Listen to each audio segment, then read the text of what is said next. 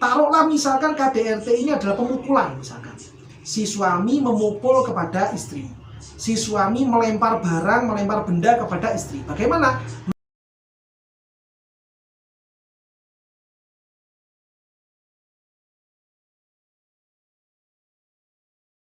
Assalamualaikum warahmatullahi wabarakatuh. Kembali lagi kepada channel kita, akun YouTube kita, yaitu MZT Malang Raya. Yang mana pada kesempatan kali ini, pada pemirsa semuanya, kami masih dalam kesempatan menanggapi komen-komen yang masuk pada akun kami yang berkaitan dengan pertanyaan-pertanyaan seputar hukum. Maka pada kesempatan kali ini adalah kesempatan kedua setelah munculnya video yang sebelumnya menanggapi atau merespon pertanyaan-pertanyaan yang masuk. Oleh karena itu, untuk semua pemirsa, baik itu dari MZT Malang Raya atau MZT pada umumnya atau seluruh pemirsa yang ada, supaya kalau ada permasalahan-permasalahan atau kejanggalan-kejanggalan atau ada hal-hal yang kurang jelas dari apa yang telah kami sampaikan, bisa dicantumkan, bisa disampaikan pada kolom komentar atau disampaikan kepada nomor admin yang sudah ada. Pertanyaan yang kali ini akan kami bahas adalah pertanyaan tentang hukum KDRT, yang mana pertanyaan ini dari akun yang memiliki nama Rawonsi pada satu hari yang lalu. Bagaimana hukum KDRT, Ustaz? Nah, ini KDRT itu adalah kekerasan dalam rumah tangga. Sebenarnya kata-kata kekerasan dalam rumah tangga ini, ya, kalau kita merujuk pada hukum positif atau hukum yang berlaku di negara Indonesia ini banyak jenisnya.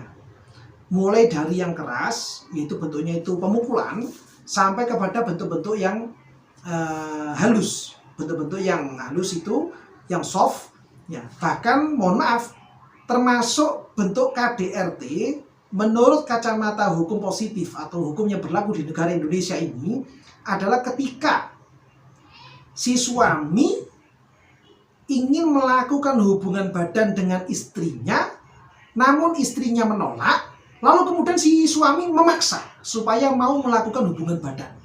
Menurut pandangan hukum positif atau hukum yang sekarang sedang berlaku di negara kita, hal tersebut termasuk perbuatan KDRT. Karena ada bentuk paksaan untuk melakukan suatu hal yang tidak disanggupi oleh si istri. Nah, itu sudut pandang dari hukum positif yang ada di Indonesia. Kalau kita kemudian merujuk kepada pandangan hukum syariat, bagaimana? Apakah termasuk KDRT yang seperti demikian? Menurut pandangan syariat, memaksa istri untuk melakukan hubungan badan itu tidak termasuk KDRT, tidak termasuk kekerasan dalam rumah tangga. Kecuali kalau memang istri dalam kondisi sakit, yang sakitnya ini memang tidak mampu lagi untuk melayani si suami. Kok suaminya ini maksa, maka ini termasuk kekerasan. Dan itu tidak diperkenankan oleh syariat kita. Nah, sekarang menjadi bias dari pertanyaan ini. KDRT yang dimaksud dengan pertanyaan dari akun Rawonsi ini, itu KDRT yang seperti apa? Maka saya mungkin pada kesempatan kali ini hanya menjawab secara umum saja. Taruhlah misalkan KDRT ini adalah pemukulan misalkan. Si suami memukul kepada istri. Si suami melempar barang, melempar benda kepada istri. Bagaimana? Maka hukumnya adalah haram. Apalagi kalau memukul itu sampai menimbulkan kecacatan atau kehilangan fungsi salah satu anggota tubuh, maka hukumnya adalah haram. Jadi begini pemirsa, untuk masalah memukul, baik itu suami memukul istri, ayah memukul anak, guru memukul murid, itu ada hukum-hukumnya. Tidak kemudian boleh gitu saja, enggak. Seorang itu boleh memukul istrinya, seseorang itu boleh memukul anaknya, si guru itu boleh memukul muridnya. Itu ada aturan-aturannya. Pertama, tidak boleh memukul wajah. Ketika terjadi pemukulan wajah, maka ulama sepakat ini adalah hal yang diharamkan. Kedua, dilarang keras atau haram hukumnya memukul anggota-anggota tubuh yang punya potensi menghilangkan nyawa atau memunculkan kecacatan. Ini hukumnya juga tidak boleh. Taruhlah misalkan memukul, mohon maaf, tengkuk sini, kepala bagian belakang. Memukul anggota tubuh yang bagian belakang ini itu punya potensi besar untuk menghilangkan nyawa atau bahkan kecacatan. Maka memukul kepala bagian belakang hukumnya adalah haram. Contohnya lagi misalkan memukul ulu hati, memukul, menendang kemaluan, memukul atau menendang anggota tubuh yang samping ini, Ini juga tidak boleh. Kenapa? Karena berpotensi kuat untuk memunculkan kematian atau memunculkan kecacatan. Seperti juga misalkan memukul atau menendang ruas-ruas tubuh, ya apa ini sendi-sendi tubuh ini, ya ini punya potensi kuat untuk memunculkan kecacatan. Maka memukul anggota yang seperti ini hukumnya adalah tidak boleh.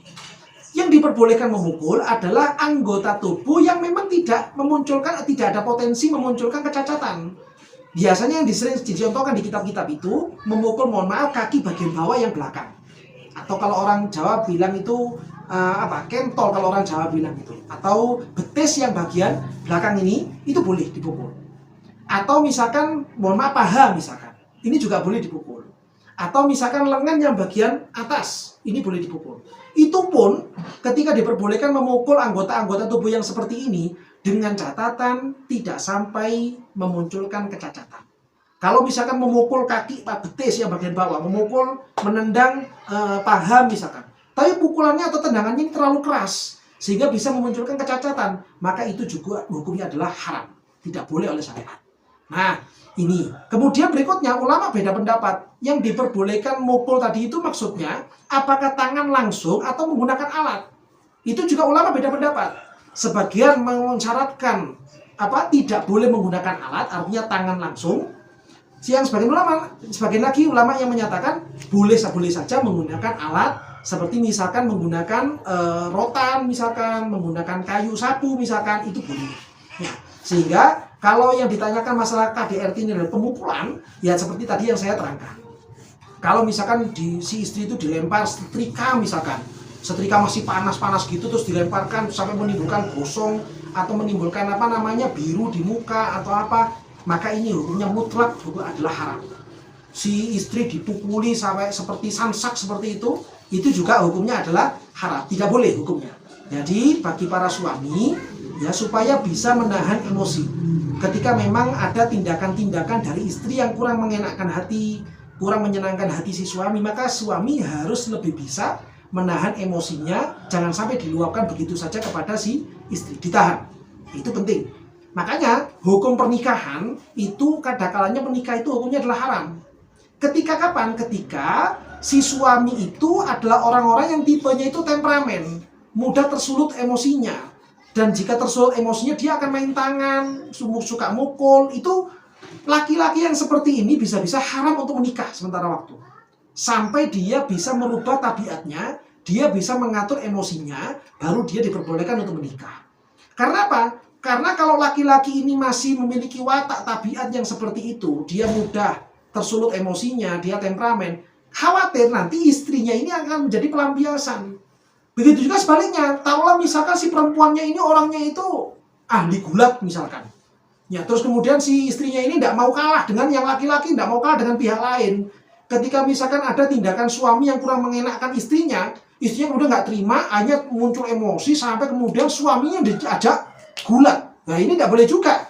Itu hukumnya adalah haram. Karena itu termasuk istilahnya itu kurang ajar kepada si suami. Oleh karena itu bagi semuanya, baik itu suami maupun istri, supaya lebih bisa mengkondisikan, mengendalikan emosinya masing-masing.